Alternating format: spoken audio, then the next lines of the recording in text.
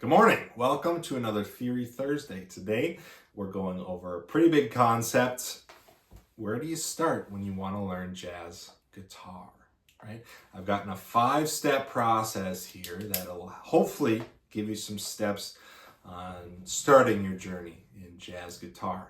It's a big endeavor, right? So how do you know where to even start? There's so much to go through, so much to sift through.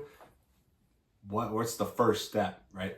Hopefully this will help you out. So I got my Timex Easy Reader on today. And I got my gray tweed tie on today. So that's what we got going on. As always, like and subscribe if you've been enjoying these. I love making them. And if you want to stay, there goes my pen. If you want to stay in the know, hit that little bell icon and that'll keep you updated. So without further ado, where do you start with jazz guitar? Let's go.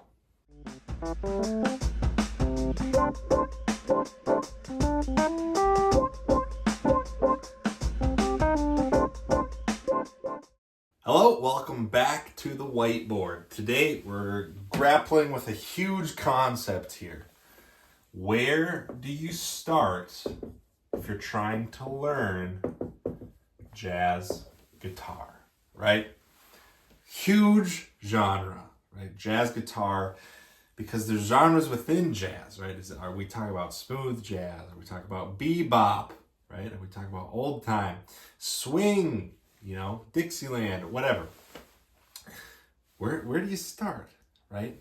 So I got 5 steps here. This will give you a great start on your jazz guitar journey here. First step is learn your 7 chords, okay?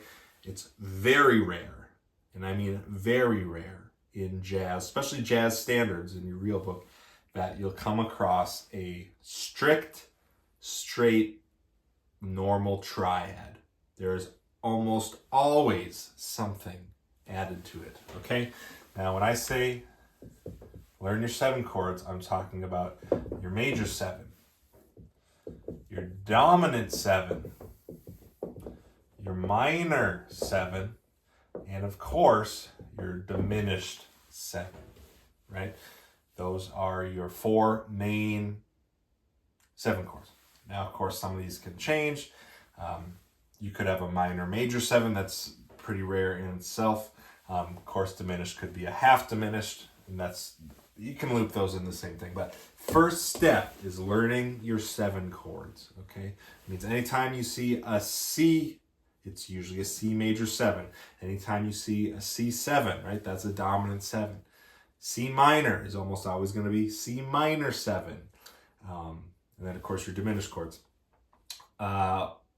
What this gives you is a foundation to lay all your chords upon, because not only is there always going to be 7ths in your chords, but there's more than likely going to be extensions, right? 9s, 11s, 13s. Whether they're major or dominant or minor, right? They're all over the place. So this gives you a fantastic foundation, and knowing the difference between a major chord and a dominant, right, can give you that. So if you see a C9, and maybe you don't know C9 yet, seeing that gives you the knowledge, seeing that C9 makes you think, okay, well, that's a dominant chord. There's a flat 7 here. You could sub in a C7 for that, and they'll have the same use, right? So first step, learn your 7 chords. Major 7, dominant 7, minor 7, diminished 7, okay? Step 2, you're gonna need to get a grasp on some music theory, okay? Now, what do I mean by this? There are rules and common practices when it comes to jazz. Now, I love the saying, you have to learn the rules so you know how to break them, right? And when it comes down to it, knowing what a 5-1 is, and specifically a 2-5-1 chord progression, right? That's a very, very common cadence in jazz, and I'd go even a step farther to say you need to have a good understanding of the circle of fifths. Okay? Vital. Just so that, I mean, having the knowledge of your chord progressions in the circle of fifths it'll just make everything easier down the road. Everything, because you're going to start noticing patterns in songs, right? I don't know a jazz standard that doesn't have a 2-5-1 in it, right? So knowing that pattern and being able to whip it out any time is going to be a huge benefit to your playing, all right? So second step, learn some music theory, right? Everyone talks about it like it's this horrible, scary thing, and I always go, well, do you know what a G chord is? It's like, yeah. Do you know what a C chord is? Yeah. That's music theory, right? For some reason, it's like you learn so much music theory on guitar, and then somewhere in the middle there's a hard stop, and people start thinking, no, I don't learn music theory. It's like, well, you already learned this music theory. What's stopping you from continuing on your, like, they don't know that they know music theory, and it's true, you don't know what you don't know. So why stop, right? It just helps. It's just helpful. Like, there's no downside to it. So anyway, music theory. Step 3, listen to jazz, okay? Listen to jazz standards. Anything from creating a playlist on Spotify to buying vinyls, right? You have to listen to the type of music you want to play, right? Specifically, get the melody in your ear. So if you want to learn how to play Fly Me to the Moon, listen, right? And there are, I mean, it's really fascinating. It's an art form that people can take a group of songs that everyone knows and plays, but they do it their own way. And it's acceptable, right? So it's just a fascinating art form, jazz.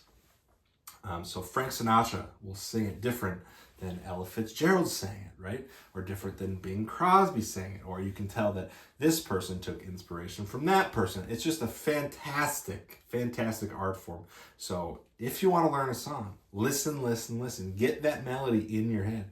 Especially if you're going to learn how to play, because then you'll have the melody, and while you're playing, you'll know, right? You'll be able to hear if you're playing something wrong or out of key or anything like that, okay? Step 3, listen, okay?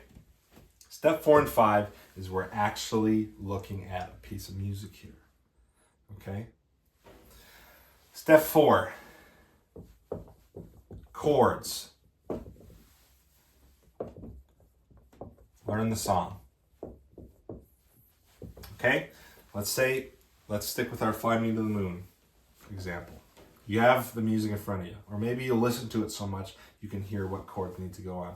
Learn the chords first, okay? Not only is it going to be a great exercise, but when you eventually do learn the melody, you'll be able to pick out what melody notes are in the chords, right? So I know Fly Me to the Moon, if we're looking at the key of C / A minor, right? It starts on an A minor chord, and there's a C at the very top of the melody. Right? That first note is a C, which is the third of an A minor chord, right? So learning your chords is going to be vital to learning the song. Also, it gives you a chance to learn the chords. You'll be able to play rhythm guitar for a duo or quartet, trio, quintet, doesn't matter. You'll be able to play rhythm, right? Because you'll have the chords down.